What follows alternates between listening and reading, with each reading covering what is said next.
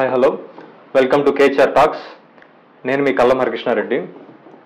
నిజంగా ఇట్లాంటి వీడియో ఒకటి చేయాల్సి వస్తుందని, రాజకీయాల్లో ఉండి ఇలాంటివి కూడా చూడాల్సి వస్తుందని చెప్పేసి నేనైతే అనుకోలేదు. బహుశా నిజంగా ఇలాంటివి ఉంటాయి అని ముందే తెలుసుంటే ఈ రాజకీయాల వైపు వచ్చేవాడిని కాదు. ఈ మాట ఎందుకు అంటున్నానంటే మీకు వీడియో చూపిస్తాను.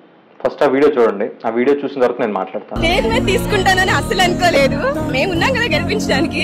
మా కళ నెరవేర్చారు, మేము ఆయన కళ నెరవేరుస్తాం. ఆయన నుంచో పెడతాం, ఆయన గెలిపిస్తాం. It's our dream. ఏం డబ్బులు కట్టలేదు సార్. నేను ఇంకా తీసుకున్నా. యాక్చువల్ గా అమ్మఒడి తీసుకున్నాను, మా మామగారికి పింఛన్ తీసుకున్నాను, మా అత్తగారికి చేతి పథకం తీసుకున్నాను, ఇప్పుడు నా డ్రీమ్ హౌస్ తీసుకున్నాను. Thank you so much Jagan అన్న. ఇప్పుడు నా ఇద్దరు ఆడపిల్లలు ఉండుంటే జై జగన్ అన్న అని అరిచేవారు.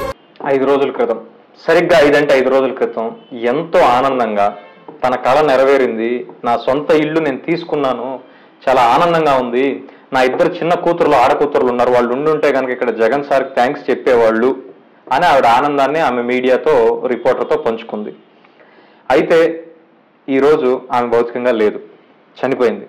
అవును, ఏ యాక్సిడెంట్ అయ్యో లేకుంటే ఆరోగ్యం బాగోలేకో కాదు, కేవలం కొన్ని పచ్చ మూకలు, దుర్మార్గులనాలో దుష్టులనాలో నరరూప రాక్షసులనాలో నాకు తెలియదు, వాళ్ళ మానసిక పైశాచిక దాడి వలన ఈరోజు ఆమె చనిపోయింది. ఆమె చంద్రబాబును ఒక మాట లేదు, లోకేష్ను ఒక మాట లేదు, పవన్ కళ్యాణ్ ఒక మాట లేదు. కేవలం జగన్మోహన్ రెడ్డి గారి ప్రభుత్వంలో తనకి తన కుటుంబానికి ఏవైతే లబ్ధి చేకూరిందో అది మీడియా ముఖంగా తన సంతోషాన్ని పంచుకోవడమే ఆ సోదరు చేసిన తప్పైపోయింది. ఆ సోదరి మాట్లాడిన విధానానికి ఎవరైతే తెలుగుదేశానికి సంబంధించిన గోండాలనాలో నరరూప రాక్షసులనాలో ఏమంటున్నారు ఒకసారి వినండి. చూసావా జగన్ రెడ్డి, 5 రూపాయలు ఓవర్ యాక్షన్. నువ్వేమో ఇంత చేయమన్నావు, ఆమెమో ఇంత చేస్తుంది. అమ్మ కూడా తీసుకుందంట, వరుసగా 5 ఏళ్ళు తీసుకుందంట, అందులో ఒక ఏడాది ఫిక్స్డ్ డిపాజిట్ కూడా చేసిందంట. మనం ఇచ్చిందే 4 సంవత్సరాలు. మొదటి ఏడాదేమో 15,000 ఇచ్చావు, రెండో ఏడాదేమో 14,000 ఇచ్చావు, మూడో ఏడాది వచ్చేసరికి దాన్ని 13,000కి కుదించావు, 4వ ఏడాది ఆ 13,000 కూడా సగం మందికి సగం మట్టంలోకి సగం మందికి వేసావు, మీద సగం మంది అడిగిపోయి ఉడికి తెలియదు. ఈ ఎంపీకి మాత్రం 5 ఏళ్ళు వరుసగా తీసుకుందంట, అందులో ఒక ఏడాది ఫిక్స్డ్ డిపాజిట్ కూడా చేసిందంట. అట్టేటానా ఈ అమ్మాయి ఏమన్నా special recommendation, Sajjala Reddy recommendation చెప్పానే మన 5 రూపాయల పేటీఎం బ్యాచ్ కి? అమ్మా నేను ఇచ్చేది మీ ముఖానికి 5 రూపాయలే, ఎంతే చేయండి, ఇంత చేసిన పరువు తీమాకండి. ఇప్పటికే రాష్ట్రంలో సజ్జల రామకృష్ణారెడ్డి నన్ను చేసేసాడు కదవని, ఇక మీరు కూడా చేయాల్సిన అవసరం లేదు. కాబట్టి ఇచ్చిన దానికి ఇచ్చినంతే చేయండి, కానీ ఓవర్ యాక్షన్ చేద్దని చెప్పు. ఒక సోదరి తాను పంచుకున్న తన ఆనందం మీద కూడా ఆమెని 5 రూపాయల ఆర్టిస్ట్ అంటూ వెటకారంగా, దుర్మార్గంగా, వ్యంగ్యంగా, అవమానించే విధంగా సోషల్ మీడియాలో అన్నిట్లో వీడు ఒక్కడనే కాదు, ఈ పార్టీకి సంబంధించిన తెలుగుదేశం జనసేన వాళ్ళు దారుణాతి దారుణంగా ట్రోల్ చేస్తే ఆ బాధని భరించలేక, తట్టుకునే శక్తి లేక ఆమె ఆత్మహత్య చేసుకొని 3 రోజులు మృత్యుతో పోరాడి ఈరోజు చనిపోయింది.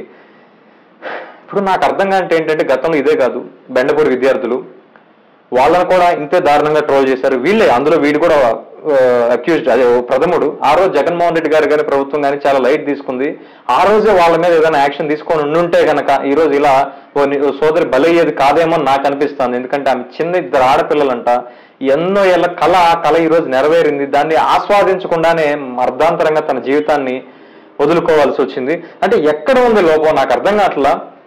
రాజకీయాల్లో మేమున్నాం, మా పార్టీలోని రాజకీయ నాయకులు అందరి మీద తప్పుడు ప్రచారాలు, మార్ఫింగ్ ఫోటోలు, వీడియోలు అంటే ఈ ట్రోలింగ్ 24 గంటలు చేస్తూనే ఉన్నారు. సరే భరించాం, మా ఇళ్లలో వాళ్ళ మీద చేశారు. సామాన్యులు ఏం చేశారు? వాళ్ళే లోకేష్ని తిట్టలేదు, చంద్రబాబుని తిట్టలేదు, పవన్ కళ్యాణ్ తిట్టలేదు, కేవలం మాకు ఈ ప్రభుత్వం ద్వారా లబ్ధి చేకూరిందని చెప్పడం కూడా తప్పేనా?